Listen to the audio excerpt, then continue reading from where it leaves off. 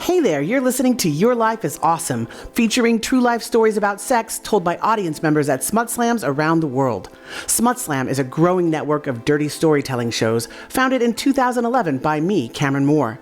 We do our best to keep Smutslam safe, but safe doesn't mean G-rated. Some of these stories are explicit as fuck. If you're not into that, now is a good time to get out. Otherwise, enjoy the show.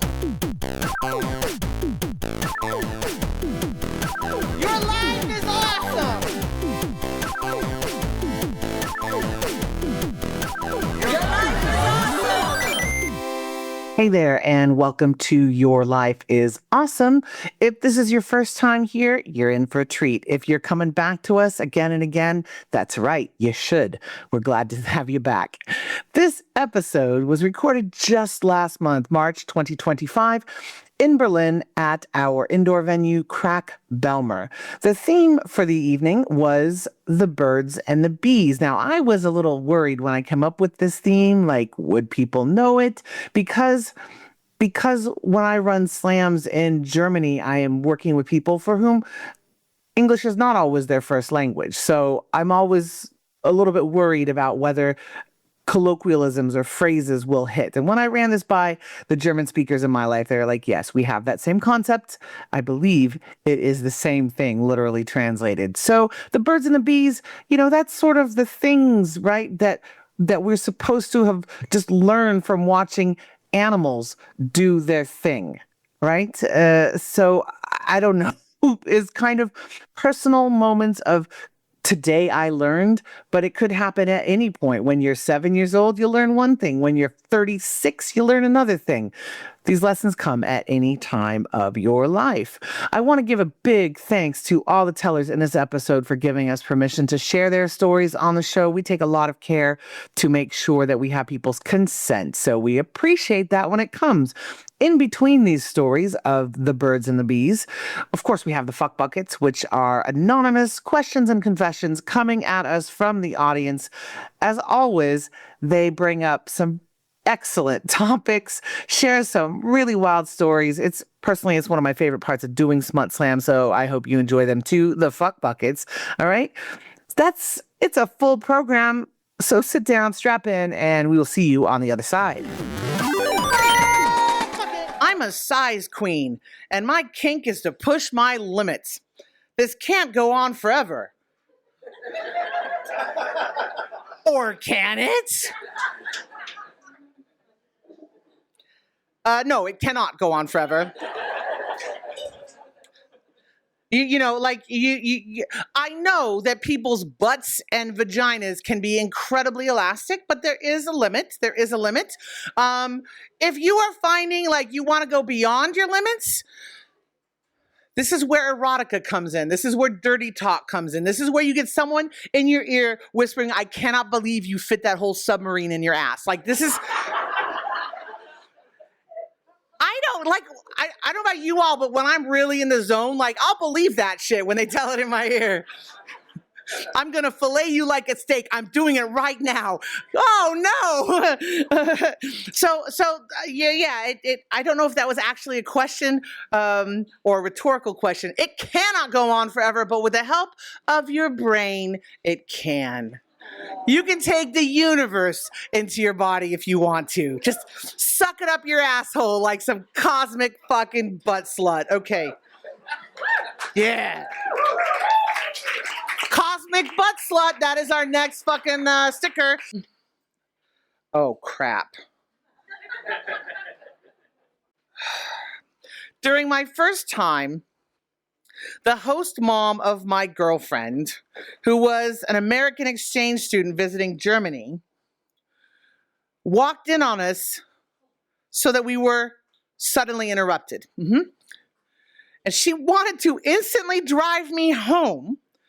And because everything had to happen so fast, I failed to pull off my condom, and I was still wearing it beneath my clothes for the entire car ride next to the host mom I barely knew at all. I feel harsh, right? All right. Let's see what wisdom the fuck bucket dispenses now. It's perfect. the fuck bucket knows what to do, right? I am convinced increasingly that the fuck bucket, not the actual bucket, but the concept, is gaining sentience, because sometimes it presents the right thing at the right time. I won a sex toy at this event a year ago, and it turned out to be my favorite of all time. Hashtag not sponsored. Winky face. Okay. That's good. That's good. All right. Before we come to the story, I have a disclaimer. I'm serious about it. So I have a villain in the story, and it's a group. And the only characteristic I remember is they were French. So if you're French, I love you. I love your country. I love your language. I love your food. Please don't feel offended. This is not about all French. This is about a specific group of 15 French people. Okay? It's not about you. Thank you. Okay. So the topic is birds and the bees. I'm going to take it literally, kind of. It's not about me learning anything. It's about animals also. I don't know. My story is about the dragons and the cockroaches. And there's real dragons and real cockroaches in the story. So the context is, it's a long time ago. I was 25 years old. I was a very nerdy, shy boy with not much experience with sex and relationships. And I wanted to have an adventure. So I went on a 5-week trip to Indonesia all by myself, backpacking. And 3 weeks into the trip, I realized this is not really working out. I'm not meeting anyone. I'm really lonely. And I don't know, it's not so much fun. But I saw an ad for a 5-day backpackers cruise along the Komodo Islands. And I was like, perfect, this is my chance. I'm going to have a cruise and I'm going to meet people. Fantastic. So I signed up for the cruise. And the moment I arrive at the harbor where the cruise starts, I noticed 2 things. First, this is not a cruise ship. This is a really dirty, small, old fishing boat that could easily fit into this room. And the cool group of backpackers I imagined is not a cool group of backpackers. It's a group of 15 French people in their 50s who join on this cruise with me. It's them and me. And they're very grumpy, and they speak only French among each other. So my master plan of getting to know cool people, it completely misfired. But I had 5 days on this boat. So on day 1, I realized, okay, maybe it's better than I thought, because it's not just me and 15 French people. It's me and 14 French people, and 1 woman from Barcelona. Ooh, yes. And I'm 25, and she's late 30s, and she's incredibly sophisticated and hot, and she lives in a penthouse in Barcelona. And of course, she's way out of my league. Like, I'm not even think about it out of my league. But she's still cool, so we talk. And it's very nice, and we talk a lot. And 2 days into the cruise, we get into a storm. And we realize, well, there's no life jackets on board. There is no radio on board. And the waves are getting higher and higher. And we might actually die at any moment. And that kind of created the tension necessary and the motivation necessary. And while the French complained and threw up in one part of the boat, we huddled in another part of the boat and started making out. And it was fantastic. And it was very hot, and we'd love to do more, but there was absolutely zero privacy on that boat, so no chance to do anything. And on day 3 of the cruise, we were on the Komodo Islands, and there's literal dragons on that island, if you've seen them, like gigantic. And we took a walk on the island with a guide who was like that size. He was 1.20 meters maybe, with a stick. And we tried to find dragons, and we didn't. And the French literally bullied that little man to go into caves with man-eating dragons and poke them with sticks so they could take pictures. I'm serious. And we were walking along the island one after the other in single file, and we just came over a hill with a fantastic view. And this from Barcelona, so Spanish, Catalan woman walking in front of me the whole time. We had the view, and she turns around, looks me in the eye, and tells me, "I can't wait to fuck you later."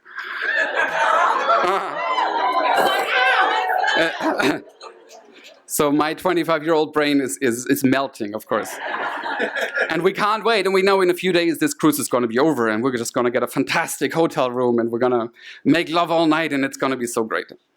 But until then we have to wait, and the tension is building and building and building. And then the cruise is finally over, so we arrive at at the harbor port in Flores. And turns out this is a really shitty little town. Sorry if anyone's from Flores, but it was not how we imagined. And there's a single hotel room left. And it's not a nice hotel room at all. It is the dirtiest, fucked up backpacker room you've ever seen, with cockroaches and everything. But we're so happy to finally escape like the disapproving gaze of the French, and we can finally make out.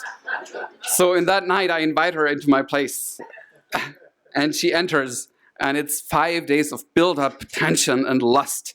And we're starting to rip each other's clothes off, and it's the most exciting experience I had until then. But just as we were about to really get into it, we realized two things. First, the walls are paper thin. And two, on the other side of the walls are the French,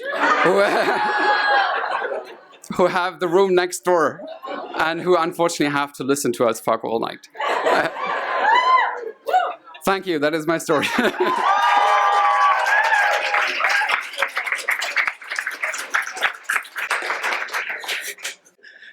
Does it sound different when French people throw up? I don't think so. I think it's the same. I think that's a universal. Good heavens. Good heavens. I'm really angry about them making that guide like go into caves and poke the lizards. I'm really mad about that. Choose your tourism carefully, friends. I'm a woman with a vulva, and I've been having intercourse for 15 years. I've never had an orgasm from my G-spot, only my clit.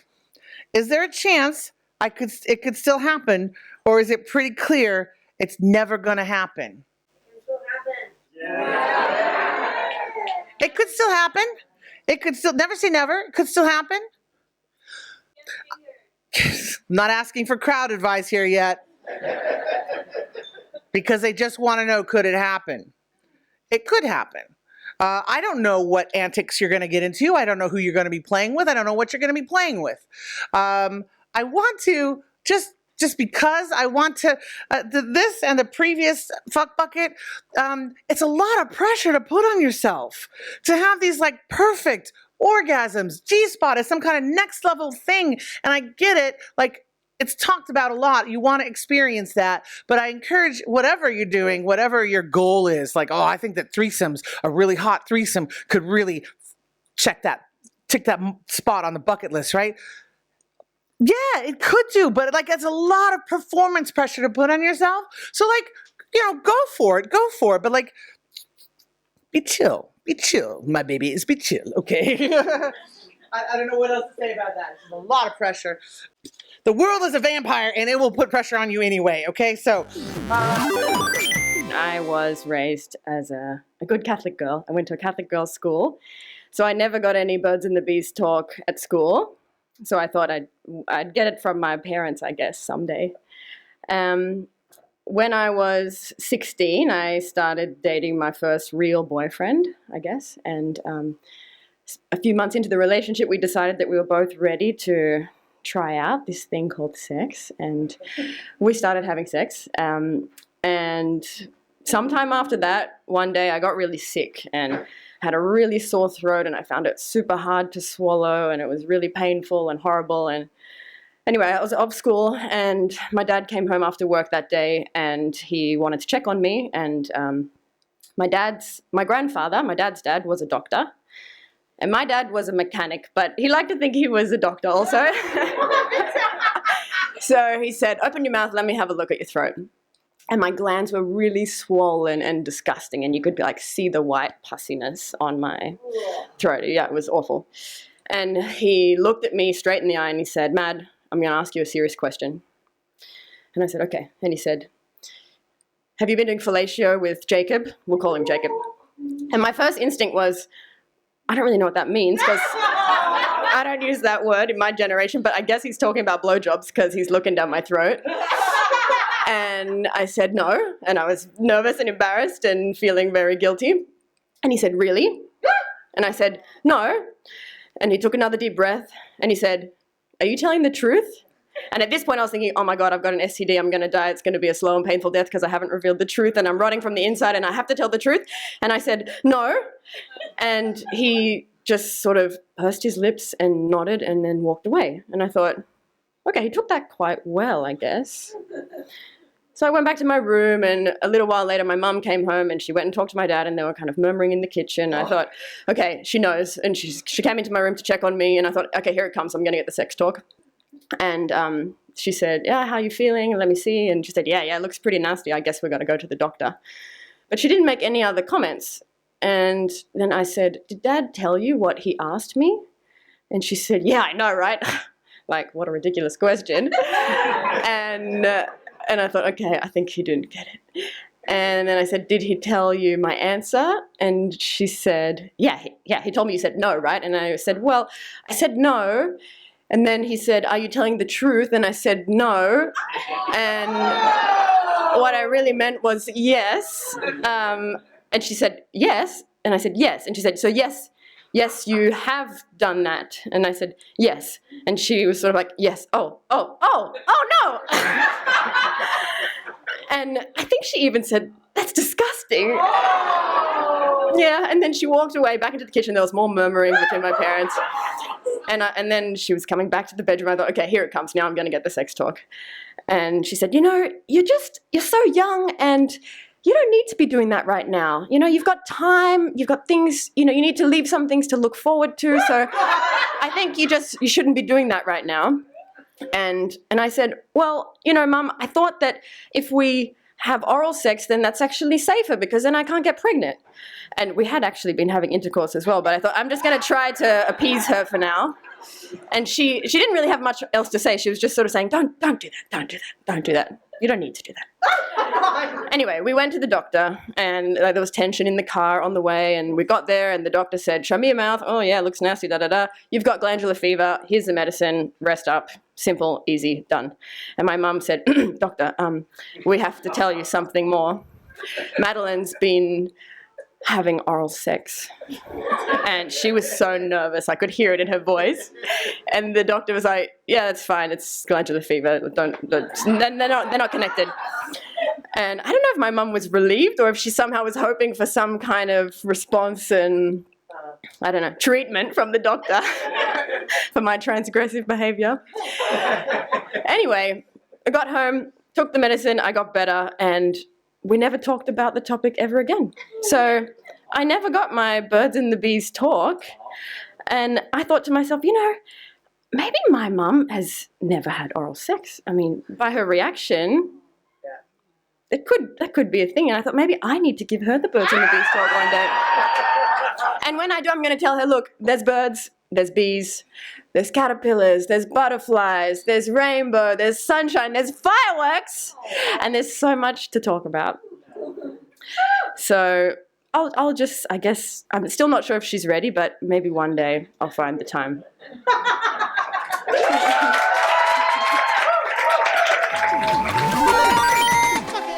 What's a smooth way to offer a mint to someone who you are just about to get it on with for the first time, and they most definitely need a mint? Urgently. You say, ooh, I'm going to brush my teeth, or I'm going to pop a mint. Would you like one?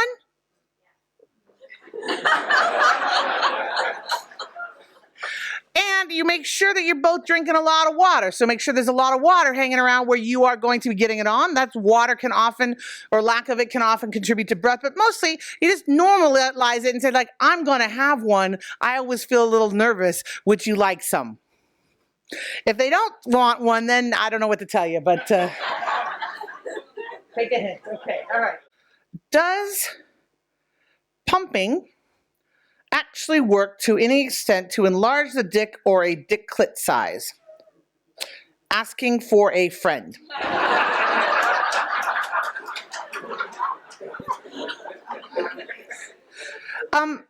There's no winky on the smiley face here, so I assume they're being sincere about asking for a friend.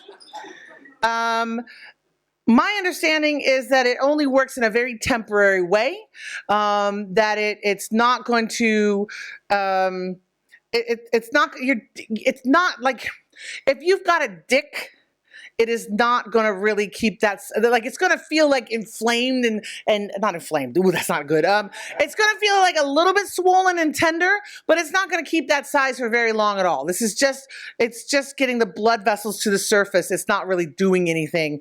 And, my experience with clit pumping is that it also is not a long-lasting thing, but it feels really good while you're doing it. So just leave the pump on. Like, you're not going to take it off and be like, yay, my new size dick or dick clit. You're not going to get that, but it's going to feel really good. Why not? It doesn't actually change the size of your, what's it? Last Saturday night, I was at a sex party, which, that's a good thing to do in Berlin. That's a hobby. A really wonderful sex party. I don't know if any of you were there or if I had sex with any of you. It's possible. I don't remember. It's called Sex Deluxe or Deluxe Sex. I can't remember. Anyway, it was great. And there was a lot of queer and trans folk. I was dressed pretty slutty, I think. And it's quite a kind of volunteer-led thing. It's very DIY, and I offered to volunteer at the bar. And there was a pirate, and we drank a lot of rum.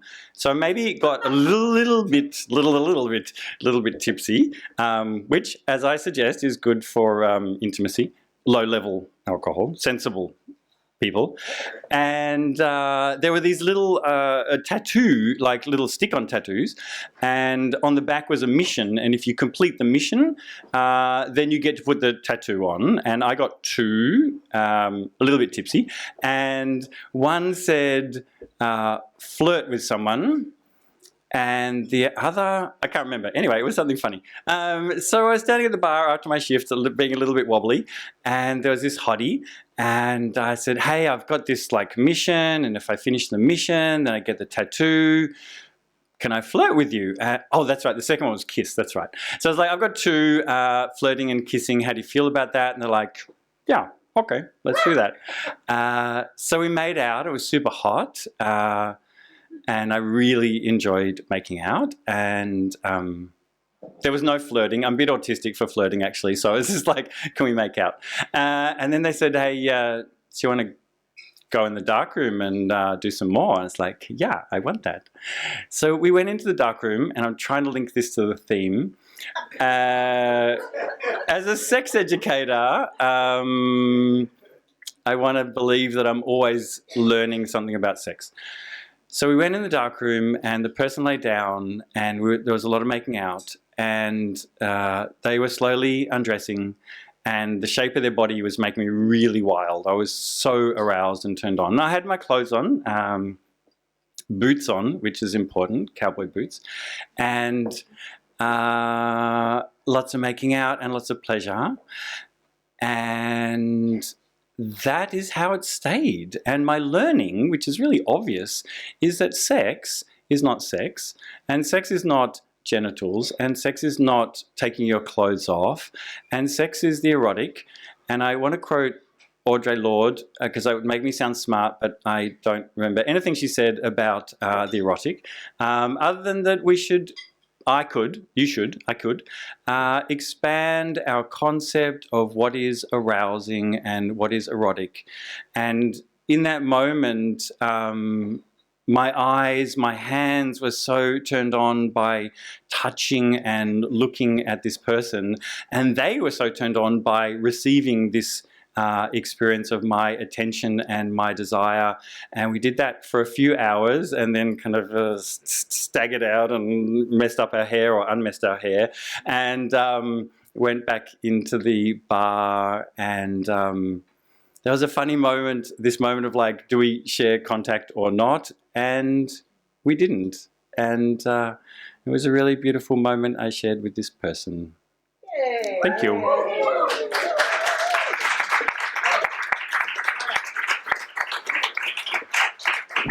I don't normally do follow-up questions, but when you're a judge, I can do follow-up questions, right? So, like, I've never been in a dark room.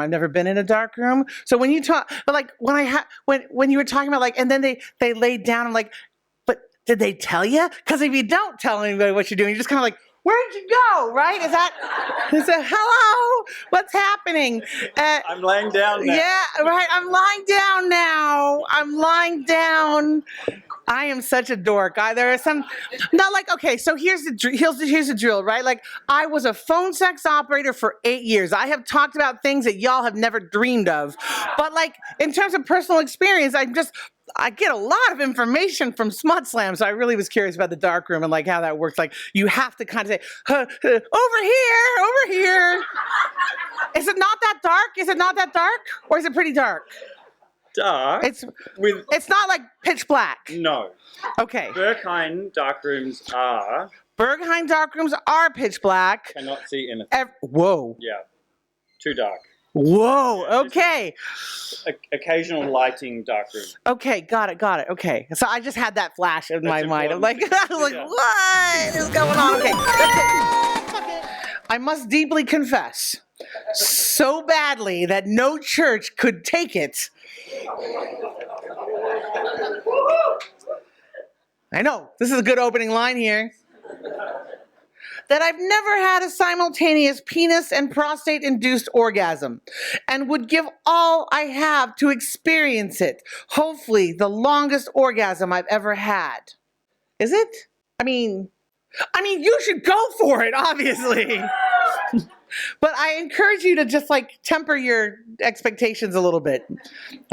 You might not like prostate stuff. Yeah, I mean, rock on, go for it. Use the lube and plenty of Kleenex on hand in case that is the longest orgasm you have. You want to be able to mop up. Thanks. Okay. Okay, do it. What?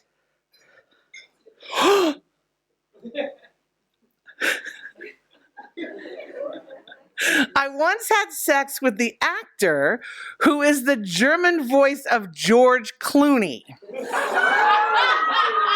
And the lights were out, so basically...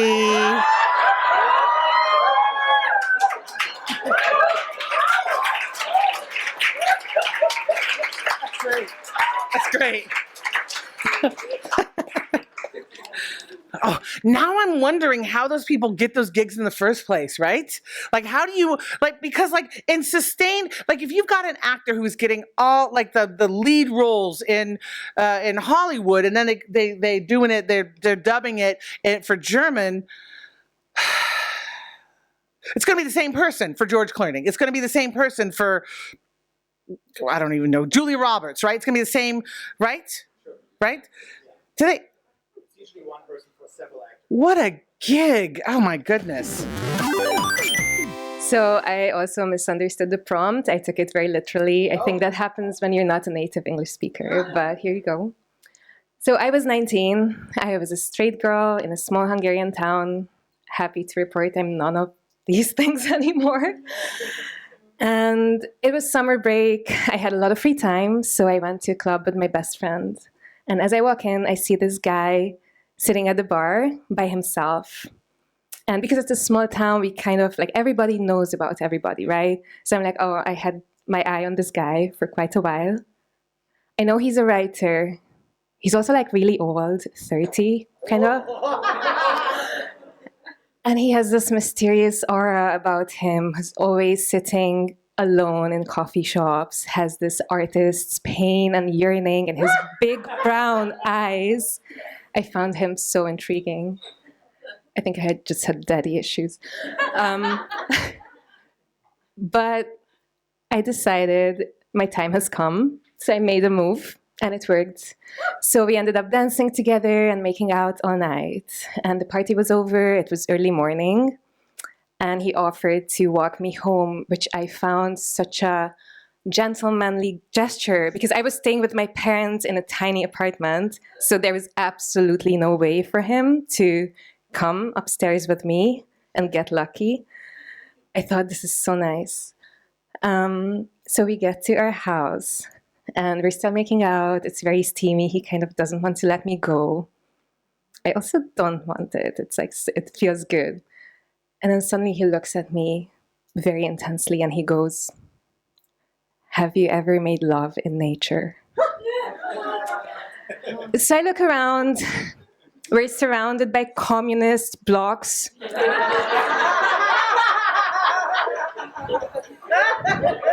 Kind of like Lichtenberg, if you think about it. There's a little walking path where the retired people like to take their lunchtime strolls. There's a couple little sad bushes here and there where people take their dogs to shit. There's train tracks behind us. So, have you ever made love in nature? I say, no, never. Well, would you like to? Sure. I'm in it for the plot at this point. I'm like, sure, let's do it. So we pick a bush that looks suitable. It's about this tall, this wide. We sit down behind it. We make out. There's no dog shit. At this point, it's good. It's a lucky choice. Thank you. For an Eastern European, yeah. So we're sitting next to the bush. He reaches into his bag and pulls out the biggest pack of condoms I've ever seen. It had at least 16 pieces of condom pieces? I don't know if that's right, but yeah, it was a family pack. Brand new. The plastic thing was still on it. So he starts fiddling with it, tries to open it. He can't. Minutes pass. I feel like minutes pass. It's getting so awkward. He's still trying to find the spot where it opens. I'm getting more and more disillusioned by the second. And then suddenly I'm like, what the fuck am I doing here? The sun is up. The dog walkers are going to start coming soon. My dad is going to come and do his morning run. I'm going to get disowned. And I just can't believe what's happening to me now. And that summer, we had this strange mutant mosquito thing, swarm in Hungary. They started stinging us already. And he got bit here, right here on his forehead. And the mosquito bite grew so big that it looked like this fucking cyclops eye. And I'm just looking at this guy. He's old. He's clumsy with his fingers. And I'm just like, you know what? I changed my mind. I think I'm good. Let me just go home. Let's meet another time. Thank you for the good time. So he's like very understanding about it. I'm like, okay, this is a great story. I go sleep. And I never think about it anymore until 8 years later, I go to a high school reunion. And then one of my classmates is like, oh, that guy, I remember you hooked up with him, right? What? And I'm just like, wow, that's a fragile male ego right there. So apparently I did make love in nature when I didn't. So thank you for listening.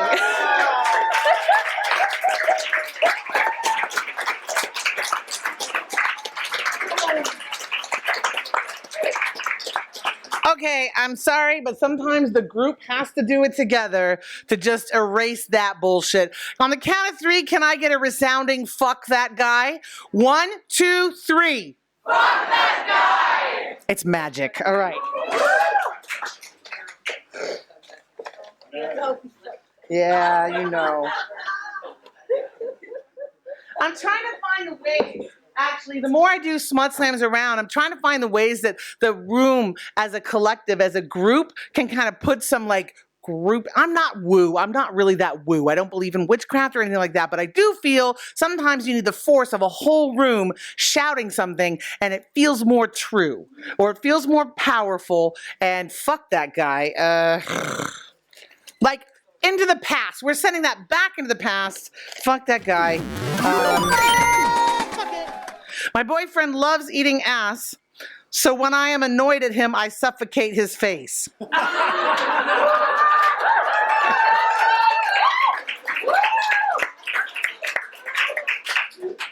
That is a tricky dom sub thing going on there. I'm annoyed at him, but I know I'm going to do it in a way that he's going to like. Wow. Fuck that guy. Fuck that guy.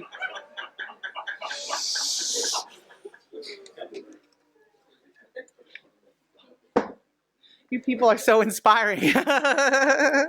Okay. I have Star Wars sex dreams.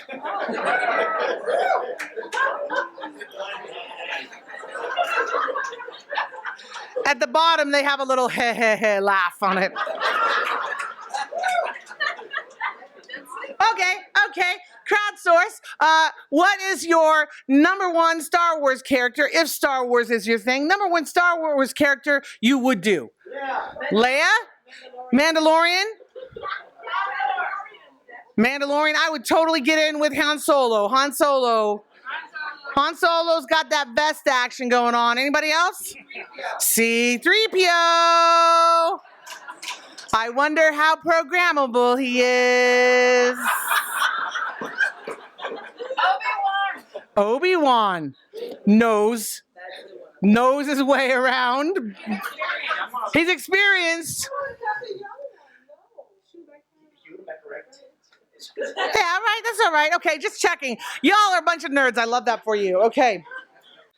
I want to have sex with a couple, different bodies, unicorn pride. I've had this fantasy for years.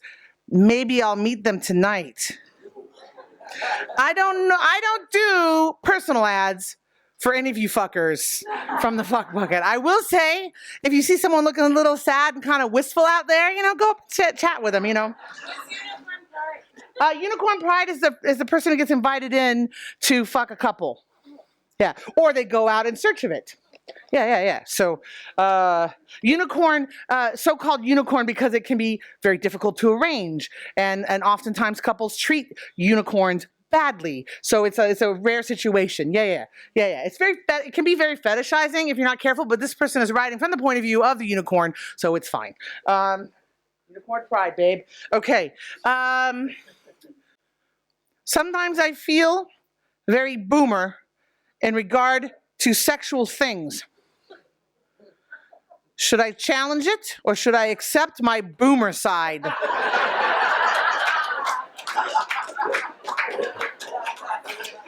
I think you should challenge it. I think that you should accept that there are some things that you don't need to like, and you can absolutely sit with that. You don't need to tell people. You don't need to go on people's threads and FetLife and say, you're disgusting.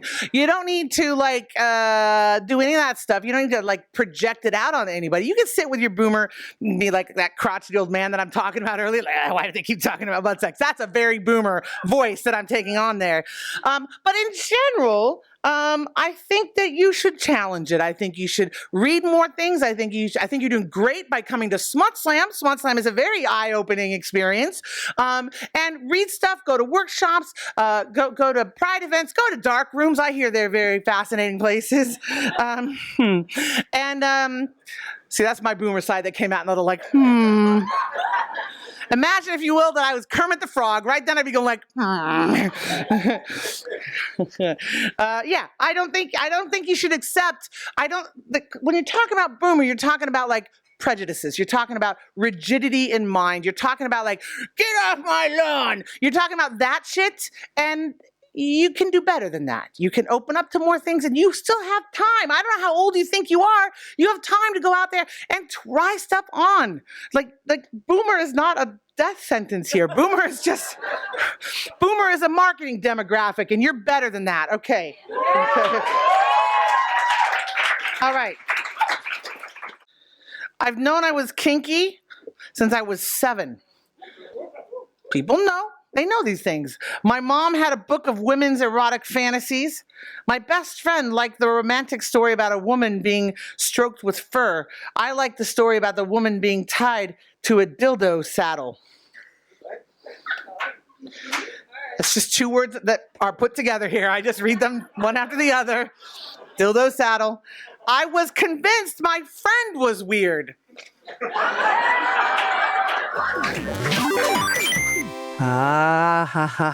Kids know. They know. They know what they like sometimes. Not always. Sometimes those realizations about ropes and dildo saddles will come on you much later in life, perhaps in Berlin. And sometimes you just get your hands on a book that you're maybe a little too young for and you find out that way. So however you discover what gets you going, I hope you're having a good time doing it. Thank you for listening to Your Life is Awesome. And thanks as always when we're doing the Berlin Slam. I want to really give some love to Marc and the tech team there and our smutterlings and Zula, our bartender in Berlin, who is the best bartender, hands down. Sorry to all the other bartenders in my life. I mean, there aren't that many. I don't mean to make it sound like that. Anyway, Zula's great to us there at Crack Bellmer. So yay, Berlin. If you love this show and you want to have more of it, or you want to make sure that my producer Marc and I are being taken care of sufficiently, because this stuff doesn't get recorded by itself. Anyway, if you love Your Life is Awesome, you should definitely consider becoming a patron of ours over on Patreon. We have an archive there of extended, longer episodes to enjoy. We got stories and fuck buckets that never ever made it into the episodes yet. So you get to check those out, and going forward, you'll get to listen to the regular episodes early, right? So do take a moment. If you've got a little bit extra cash, check out patreon.com/Your Life is Awesome, and you can join our little troop of smut fiends. All right. We want you there. We want you among us. Dun, dun, dun. Now, this is obviously the great way to get some smutty action when you are not around SmutSlam. But frankly, we are showing up in more and more places these days. If you do have a chance to check out a live show, you should 100% do that. We have in-person shows coming up for the following locations. So again, listen in, take notes, check out our smutslam.com directory page, and you can find it here, but I just want to put it in your ear holes so it sticks better. Okay. So April 21st, I'll be in Berlin, and April 22nd, Victor Victrola is tearing one up at Tiki Rock in Boston. So that's April 22nd at Tiki Rock in Boston. That's one of our newer locations of the network. Super excited to see some footage from that. Holy crap. April 24th, I will begin my Baltic Crescent tour, where I start at one end and work my way on up the Baltic coast. All right. So that's April 24th in Vilnius, April 27th in Riga, April 28th in Tartu, April 30th in Tallinn, taking a big long break around International Workers' Day. And also Finland has a national holiday on May 1st, whatever. I mean, yay, go Finland. But I'm doing a slam in Helsinki on May 5th. All right. So there's Tallinn, April 30th, Helsinki, May 5th. And then I fly from there to Vienna for a May 6th show, a May 6th slam in Vienna. And, we've got a Boston slam on May 6th as well. And then May 7th is Budapest. It's Budapest. And then, wow, that's a lot going on there. So if you didn't catch all that, you could just rewind in your podcast. But if you want to see it in print, just check out smutslam.com at our directory page, and that will give you all the details with the ticket links. Get on there and check it out. I hope that you have enjoyed this time with me today. I hope that you get a chance to go out there and check out SmutSlam on your own. We've got lots more coming up, but just stick around and you'll hear about it, because we can't stop talking. We love our smut that much. Hopefully we'll see you soon. Hopefully you'll hear us soon. In the meantime, remember, your life is awesome. This has been Your Life is Awesome, a story podcast from SmutSlam with Cameron Moore. Produced by me, Marc Seistedt. Music by Sticky Biscuits. A huge thank you to all storytellers featured. All stories are being shared with permission. If you want to help us make more of these, plus get access to longer episodes and other bonus material, please join our Patreon at patreon.com/yourlifeisawesome. If that's not in the cards right now, you can also help by rating and reviewing this show. Look for that option in your podcast app. We might read out some reviews on a future episode. Got a question for Cameron? Write or send a voice recording to smutslampodcast@gmail.com. This too might be featured on the podcast. And if you want to find out more about SmutSlam and the code of conduct we use in the shows, go to smutslam.com. All links mentioned can be found in the podcast info. Thanks for listening.